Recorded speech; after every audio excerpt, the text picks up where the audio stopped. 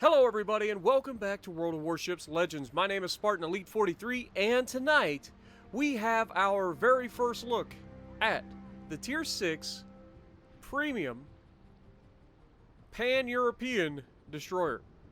I was going to say Polish, but it's technically Pan-European because they've changed that, as you can see with the Błyskawica, or Błyskawica. I'm not sure how it's pronounced. Anyway. So, yeah, we're going to take our look at the Orkan. So, without further ado, the commander, Jerzy Swirsky. We are running Eric Bay and Louis Villette as our commander inspirations. We are running Observant Rage, Look at Me Now, Twist and Track, and Smoke on the Water with Unstoppable as our perks. Now, as you can see, I have both Eric Bay and Jerzy Swirsky almost maxed out. They're both level 15s, they're both legendary 3s. So keep that in mind when any destroyer that I put out there, the stats of, especially concealment, I have very, very good commanders. So keep that in mind. Alright, so Jerzy Swirsky is our commander. Let's look at the ship itself. We have Aiming System Mod 1. We are running Propulsion Mod rather than Steering Mods, and I'll go over why in a moment. And we have Concealment System Mod. Again, trying to maximize that concealment. Alright, so the loadout. First thing, everything looks normal, right? Wrong. We have radar. Not sonar, radar. Now, it's a short duration radar, but it's 9 kilometers detection. So this ship is dangerous to other destroyers. Real dangerous. Not just because it has radar either, but that's the main reason. But we are running the community contributor flag and the permanent camo that comes with the ship. Give us our stats, 15,700 hit points. At tier 6, I believe that's right there with the Americans, somewhere in that neighborhood. So it's doable. Artillery. Main battery is 120 millimeter guns. You have 6 of them in a 3 double turret layout. You have 2 double turrets at the front, 1 at the rear. These are 360 degree firing turrets, so keep that in mind. Fire out to 10.6 kilometers, reload time of 4.6 seconds, and the 180 degree turn time is 7.7 seconds. Which is really good. It's not amazing, but it's very, very good. You're not going to have any issues with the guns not being where you need them, especially considering that they are 360 degree turrets. All right, HE shell damage is 1750 with a 9% chance to set fires. AP shell damage of 2250. Secondaries, you have 102 millimeter secondaries. You have one of them. It fires every 5.2 kilometers every 4 seconds. So don't count on your secondaries. Torpedoes. You get 1 quad launcher mounted midship, 533 millimeter torpedoes. They reload every minute and 10 seconds, 70 seconds. It is fantastic. However, they only do 10,700, so not quite as low as the Venom, but you do notice that they don't really hit that hard when you do hit. Torpedo detectability is average at 1.6 kilometers. The torpedo range is 9 kilometers, which is nice. And torpedo speed 65 knots, so not too shabby. The maneuverability. 35 knot top speed is one of the downsides of this ship. It is slow for a destroyer.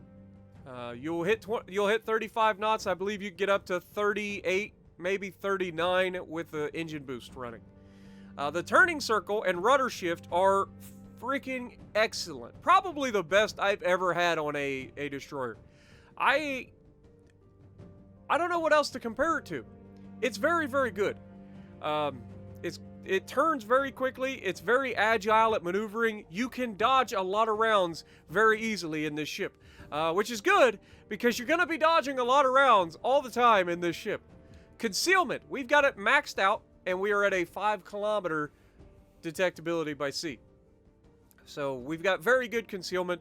Very, very few ships out there are going to outspot you. And then it doesn't really matter the range at which they're outspotting you. Generally speaking, you're going to be able to close and get them detected.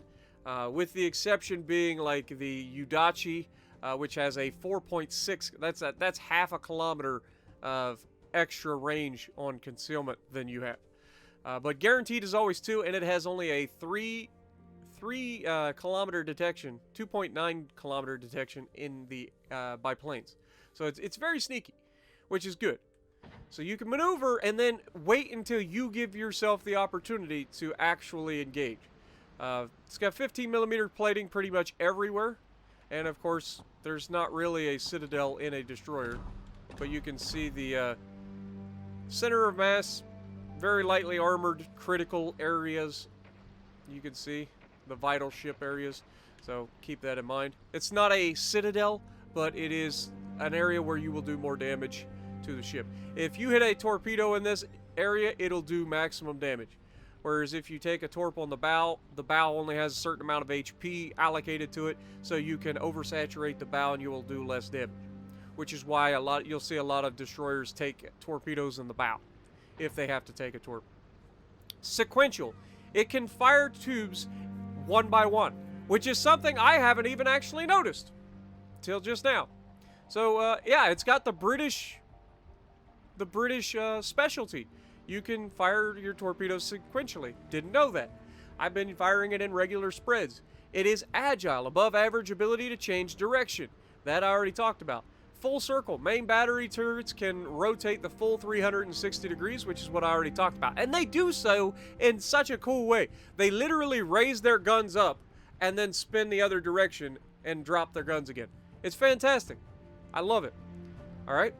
An M-class destroyer built for the Royal Navy, but transferred to the Polish Navy shortly after being commissioned. Despite similarities with the Lightning-class ships, Orkan boasted stronger AA defenses, which were reinforced at the cost of a reduced number of torpedo tubes. She entered service in 1942, and there were 8 of them in the series.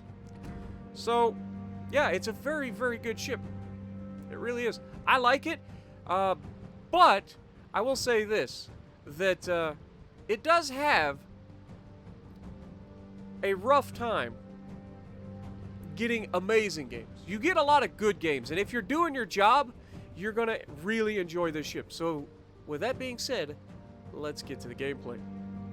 Alrighty, so we're going to be on Shards, and we're in the Orkan, and there's an old saying that the candle that burns the brightest burns out the quickest.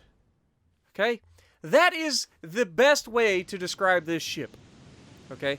So, the way I want you guys to see this, by the way, this is going to be a fantastic showcase of the strengths and the weakness of this ship. Okay? You do not have the ability to disengage. Now you can see I'm actually in a division with my buddy Peak. You guys know him by now. If you haven't, you should. He makes some pretty funny meme videos, for sure. But anyway, we are going to push straight ahead. Now obviously I'm running twist and track because the #1 priority for this thing should be removing destroyers from the match. Okay? So I'm going to charge straight into A. It's domination. I'm going to try to win my side, and I'm going to try to find their destroyer and kill it. Also, I'm going to be spotting for my team. This ship is very, very good as an anti-destroyer ship. It fires faster than the Lightning, I believe. It has such a good rate of fire. The turrets are 360-degree turrets, so they're always where you need them to be when you need them there. The only downside really is the fact that you can't disengage by using smokes, and you can't, you're slow. That's the other disadvantage of this. So you're slow, and you can't disengage, which is a nasty combination that ends in your demise very, very quickly. However, as you can see, my twist and track just switched to behind the mountain here. So I know that there's likely a destroyer over here. It's either a destroyer or another cruiser.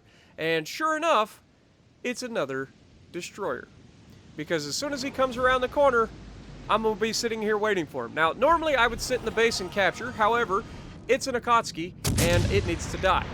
First shot, by the way, these HE rounds hit like a Mack truck. Not going to lie. Some of the nastiest hitting HE rounds outside of the Japanese ships. As you can see, as he's trying to hit me. He just launched 1 set, so we know he has 2 more sets. So I know there are going to be torpedoes coming.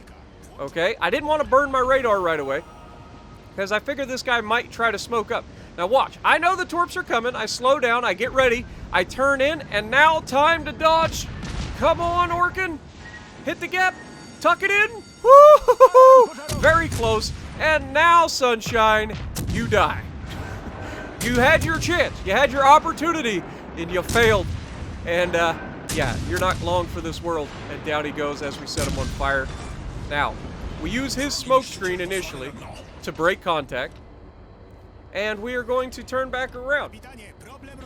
Now, that's when I notice that there's a Miyoko here. And this is the part where I want to showcase how nasty this thing can be against cruisers. Okay? Everybody likes to show off that the destroyers are good at killing other destroyers. What some people don't realize is how good a destroyer can be against other cruisers. In fact, that's exactly what I'm going to showcase. Now, remember, I have half my hit points right now. We know that this Miyoko's here. We're going to drop these torpedoes out here as soon as we can. Go ahead and drop them. And we have AP loaded, and I'm getting the aiming glitch, which is annoying. Then we aim for center of mass. We get 3 citadels in the first salvo. Now, he has nasty HE. Good lord, I stuttered there. That doesn't happen very often. But it doesn't matter. His HE is not going to be able to kill me because of his slow rate of fire because he's a heavy cruiser before I'm able to absolutely murder him with multiple citadels. But that leaves me with just 895 hit points left.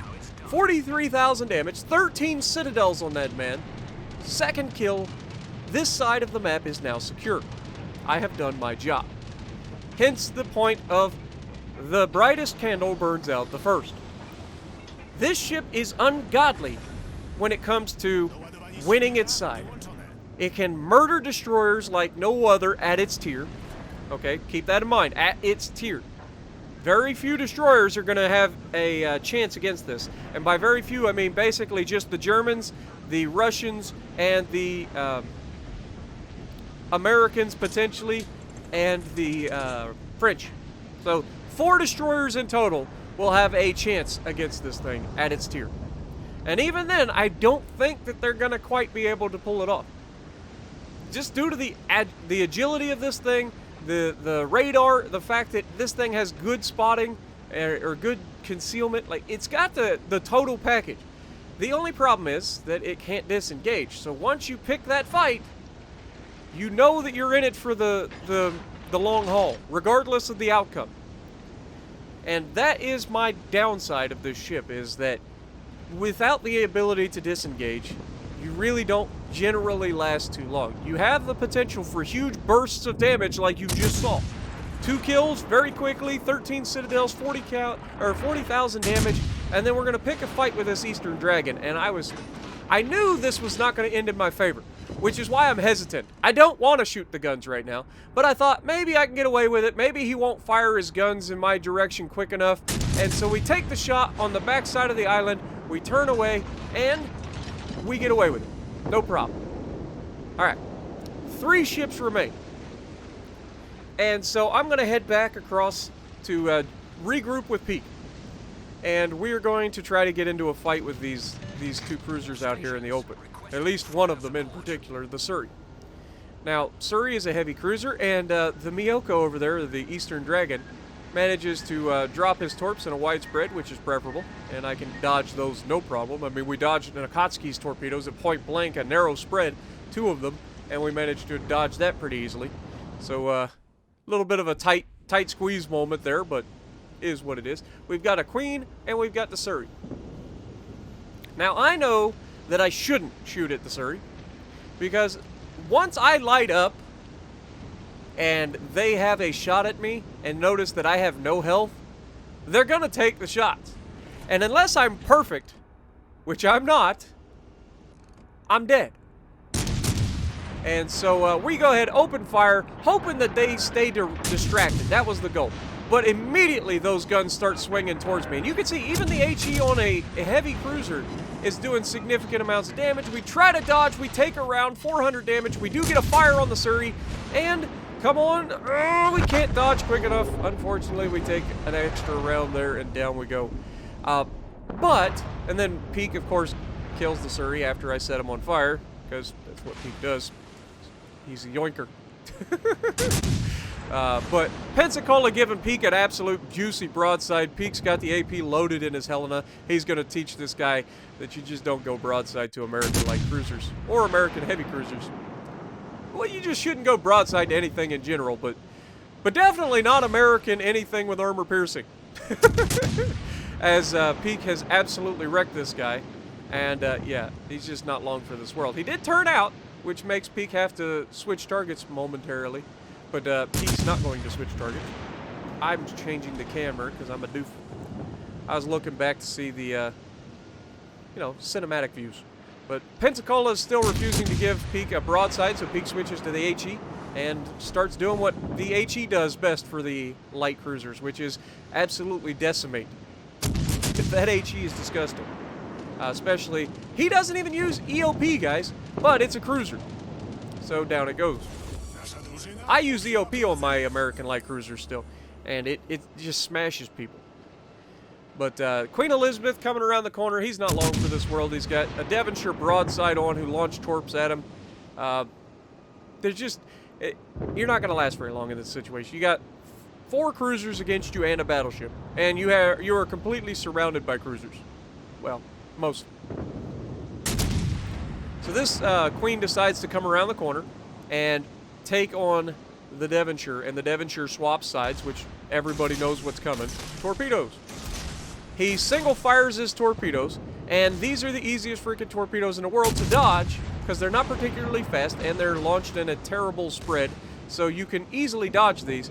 But unfortunately, the Queen Elizabeth doesn't manage to get out of the way of all of them, and he's going to take at least 1, maybe 2 here, and that's pretty much going to do it for him. Yeah, he took both of those, and down he goes. Aoba getting the kill. So hopefully you guys enjoyed. It's a really good destroyer, especially for those rapid-fire moments where you just need to remove a ship. Okay? It's very good at that. 46,000 damage, 2 kills, second on the leaderboard only to Peak with his 4 kills. So if you like what we're doing, punch the like button, leave a comment below, subscribe to the channel if you haven't already, and as always, I will see you in the next video.